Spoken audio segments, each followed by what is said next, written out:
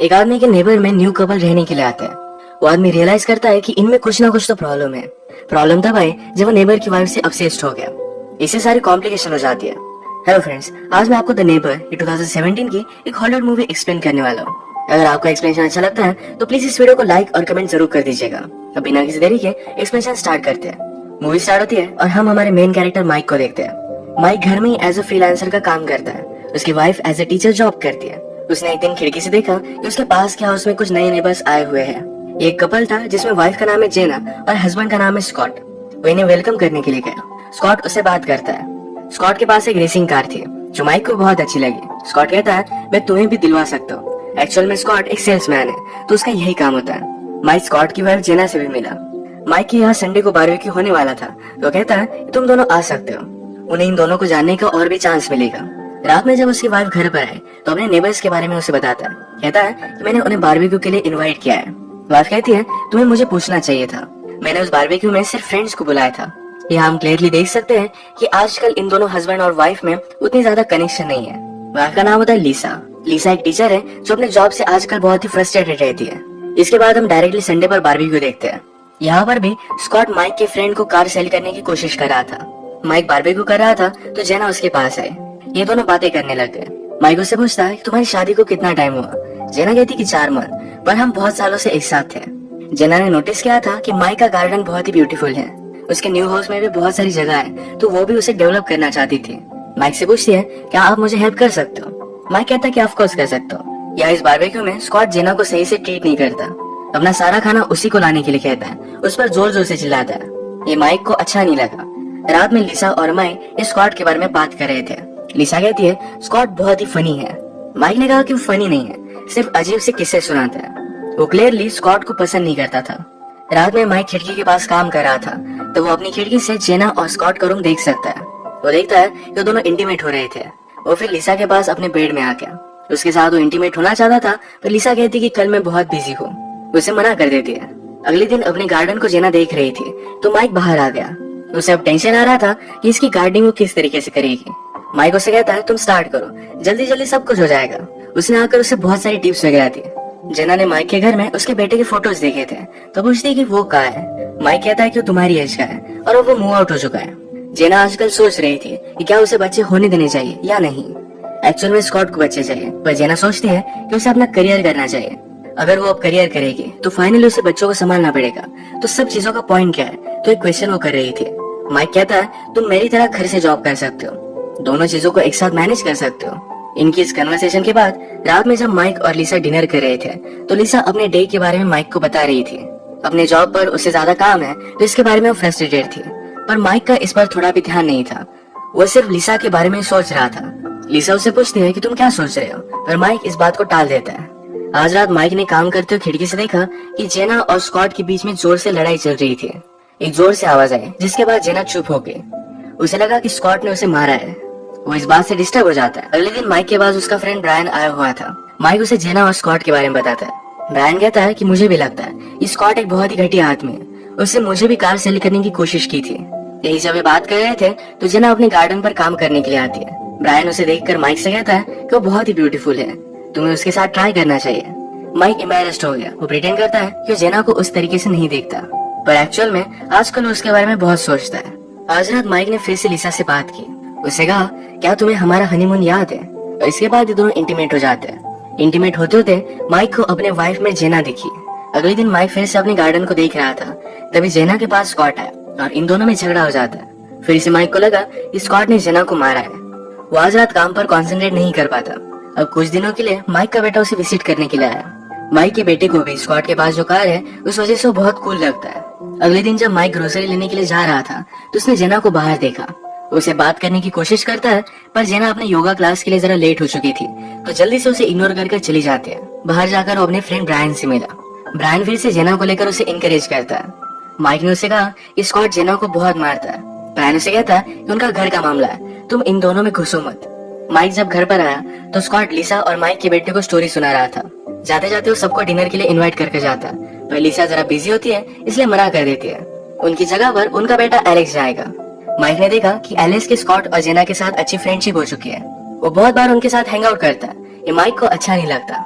इसी बारे में उसने लिसा से बात की। कहा कि स्कॉट अच्छा आदमी नहीं, एलिस को उसके साथ नहीं रहना चाहिए। लिसा कहती है कि वो बड़ा हो चुका है, तुम इस तरीके से उसे कंट्रोल नहीं कर सकते।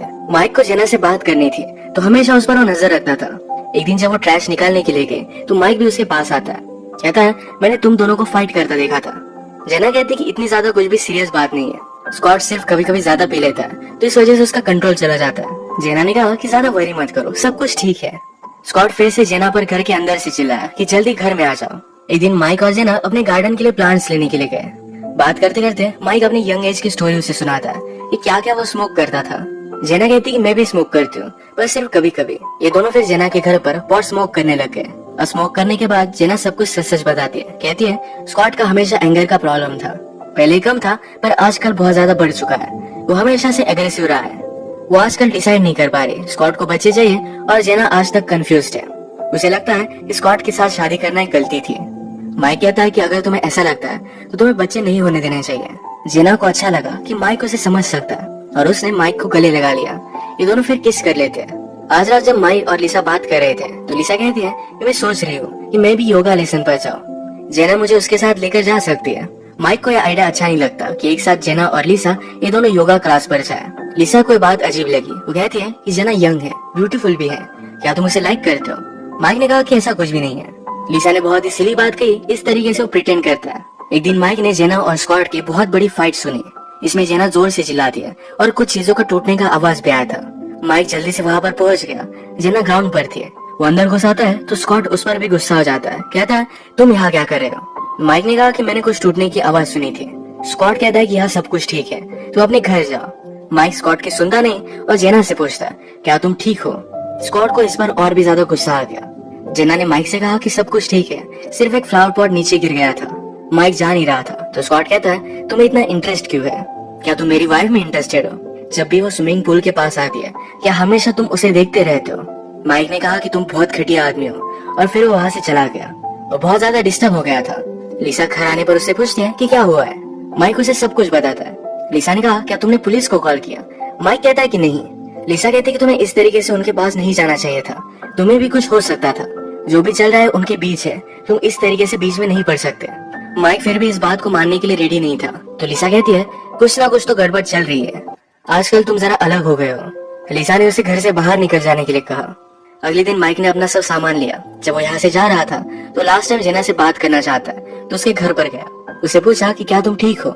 जेना कहती कि सब कुछ ठीक है, पर अब वो स्कॉट के साथ नहीं रहने वाली। उसका एक एक्स बॉयफ्रेंड है जिससे उसने बात की, उसके खाली घर में वो रहने वाली है। माइक ने जेना से कहा कि मैं भी घर छोड़कर जा रहा हूँ। जेना को लगता है कि शायद उसकी वजह से हुआ, पर माइक कहता है वैसे भी हम दोनों में बहुत सारे प्रॉब्लम्स थे। माइक जेना से कहता है कि मैं एक अच्छी से अपार्टमेंट को रेंट वगैरह करूंगा, अगर तुम चाहो तो मेरे साथ आकर रह सकती हो। जेना को यह प्लान अच्छा नहीं लगता। उसने जब माइक को किस किया था तब वो सिर्फ हाई थे, उसे माइक के लिए कोई भी फीलिंग्स नहीं है। माइक भी फिर यहाँ से चला गया। माइक अपने बेटे को कॉल लगाता है और कहता है कि मुझ में और तुम्हारी मदर में सिर्फ थोड़े से प्रॉब्लम चल रहे हैं, मैं थोड़े दिनों के लिए घर से बाहर रहूंगा। पर उसके बेटे ने उसे कहा कि मदर ने तो कहा था कि तुम दोनों का अब डिवोर्स होगा। एक दिन माइक से मिलने के लिए उसका फ्रेंड ब्रायन आया हुआ था। उसने माइक से पूछा क्या तुम्हारे और जेना के बीच में कुछ हुआ था? माइक कहता है कि वो कभी भी वर्क नहीं करता और वैसे भी वो अलग सिटी में जा चुकी है। ब्रायन ने कहा कि मैंने अभी अभी तो उसे सिग्नल पर देखा, वो अभी भी स्कॉट के साथ ही है। जब माइक इसके बारे में सुनता है तो उसे बहुत ही अजीब लगा। वो अगले दिन अपना कुछ सामान लेने के लिए आया हुआ है, इसका बहाना कर फिर से जेना को देखने के लिए आया। माइक ने जेना से बात की, उसे पूछा कि तुम गई नहीं। जेना कहती कि मैं प्रेग्नेंट हूँ और अब वो इस बच्चे को चाहती थी। उसने कहा कि आजकल मैं और स्कॉट कपल की काउंसलिंग पर भी जा रहे हैं, हमें जो भी प्रॉब्लम्स है हम इन्हें सॉल्व करेंगे।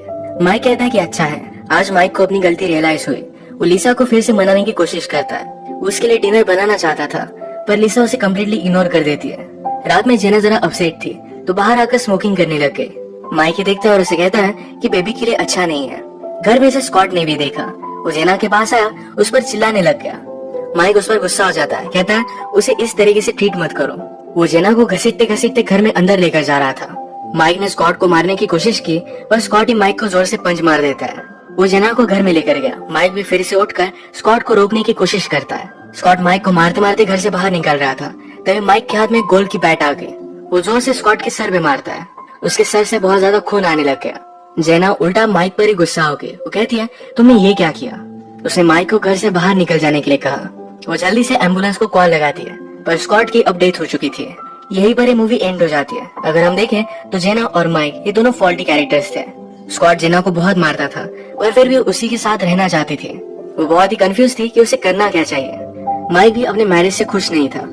वो जेना में कुछ ज्यादा ही इंटरेस्टेड हो गया। ये इंटरेस्ट ऑब्सेशन में बदल चुका था। वो हस्बैंड वाइफ की फाइट में आ गया। फाइनली उसके हाथ से मर्डर हो जाता है। इसी के साथ आज का वीडियो हम खत्म करते हैं।